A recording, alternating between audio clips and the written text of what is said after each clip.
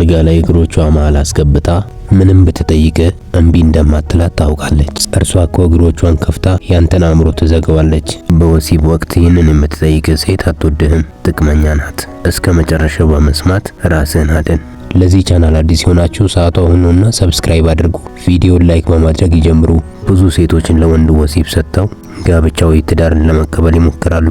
ይሄ በጣም ትልቅ የሆነ የእድሜ ልክ ስህተት ነው። ወሲብ ሰዎች ከተዋደዱ በኋላ ፍቅር የሚለዋወጡበት የጋራ ደስታ ነው። ትዳር ደግሞ ስምምነት፣ መከባበር፣ መተማመን፣ መተሳሰብ፣ እውነት መነጋገር፣ አንዱ ለአንዱ በማሰብ የሆነ የእድሜ ልክ ኑሮ ነው። ስለዚህ ትዳር መሰረቱ ስሜት መሆን የለበትም። ትዳር የፍቅር ህይወት ሙሉ ሂደት ነው። እናም ጓደኛ ወይ ፍቅረኛ ጥሩ ወሲብ እየሰጠች ትዳርን ካንተ ለመቀበል የምትሞክር ሴት ማለት ማንነቷን በዚች አጭር ታሪክ ውስጥ ላስቀምጥልህ። አሳማ የሚባል እንስሳ ወይም አውሬ ታውቃለህ አይደል? በጣም ጉልበታም ስለሆነ በቀላሉ ልትይዘው ወይም ልትቆጣጠረው አትችልም። ወደ ፈለከው ልትነዳው አትችልም። ስለዚህ እሱን ለማረድ ወይም ወደ ቄራ ለመውሰድ አንድ ብልሃት መጠቀም ይኖርብሃል።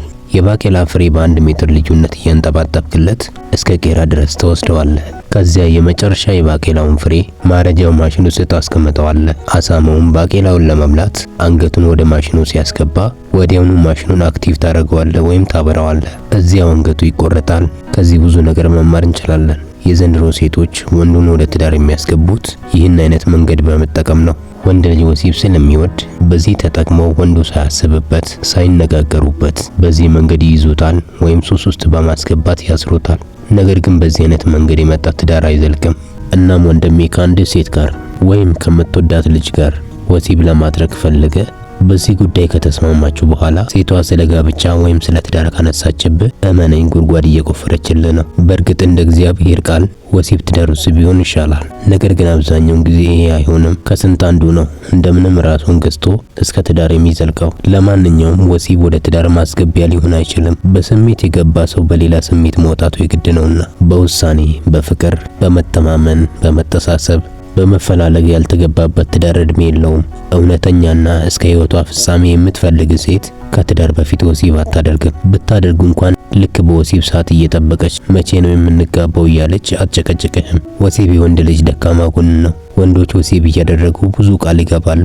ትኩረቱ ሁሉ ወሲብ ላይ ስለሚሆን ከሴቷ ጋር መጨቃጨቅ አይፈልግም። ስለዚህ ሴቷ የምትፈልገውን ነገር በዚያ ሰዓት ትጠይቀዋለች፣ ቃል ታስገባዋለች። ስለዚህ የወሲብ ስሜትን በመጠቀም ካንተ የምትፈልገውን ነገር የምትጠይቅ ሴት አደገኛ ሴት ናት። አልጋ ላይ እግሮቿ መሃል አስገብታ ምንም ብትጠይቅ እምቢ እንደማትላት ታውቃለች። ስለዚህ በወሲብ ስሜት ተጠቅማ ካንተ አንዳች ነገር ለመጠቀም የምትፈልግ ሴት ጥቅመኛ ሴት ናት። በፍጹም ለህይወት አትሆንም።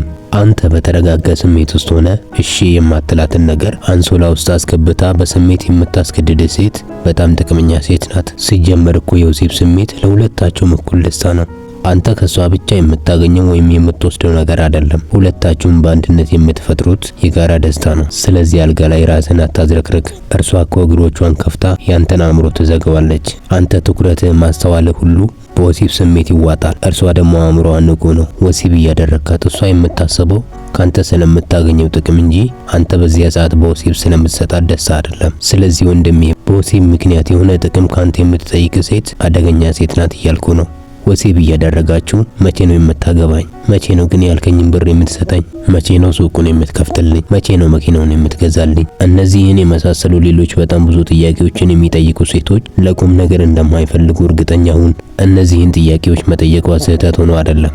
ነገር ግን በወሲብ ጊዜ ይህንን የምትጠይቅ ሴት በጣም ጥቅመኛ ናት። ሌላ አንድ ነገር ልጨምርልህ። ሴት ልጅ ለትዳር ስለፈለገች ትወዳለች ማለት አይደለም። አንድ ሴት ገና እንደተዋወቃችሁ ሰሞን እኔ ለቁም ነገር ነው የምፈልግህ ካለች እስከ ዛሬ ድረስ መኖር ያለብኝን ህይወት ኖሬያለሁ። አንዲት ሴት ከወንድ ጋር ማሳለፍ ያለባትን ሁሉ አሳልፌያለሁ። ወሲብን በደንብ አድርጌያለሁ። ፍቅርን ብዙ ጊዜ ይዞኛል። በወጣትነት የማሳለፍ ያለብኝን ህይወት አሳልፌያለሁ። አሁን የዱርዬነቱ ዘመን ይብቃ ብዬ ወደ አንተ መጥቻለሁ። አሁን ካንተ የምፈልገው እንደ የትኛውም ሴት ትዳርና ልጅ ነው እያለች ነው። ስለዚህ አንዲት ሴት ለትዳር ከፈለገች አፍቅራ ወይም ወዳ ሳይሆን ለራሷ ምቾት ብላ ነው።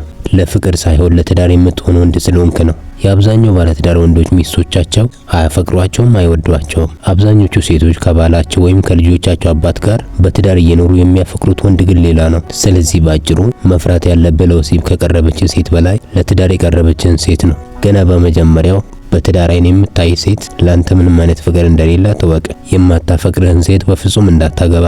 በቅድሚያ ወንድ ልጅ ለትዳር ሳይሆን ለፍቅር ይፈለግ። ሁሉን ቻዩ እግዚአብሔር ለሰው ልጆች ትዳር ሲሰጥ በፍቅር እንድንኖርበት እንጂ ለጥቅም እንድንኖርበት ብሎ አይደለም። ስለዚህ ገና በመጀመሪያ ተዋወቃችሁ ቶሎ ስለ ትዳር የምታነሳ ሴት በጣም አደገኛ ናት። ሴትነቷን፣ ወጣትነቷን፣ ወዝዋን፣ ሞራሏን፣ ክብሯን ሁሉ የተለያዩ ወንዶች ተፈራርቀውበት ሁሉ ነገሯን ጨርሳ ነው ወደ አንተ የመጣችው። ስለዚህ ንቃ።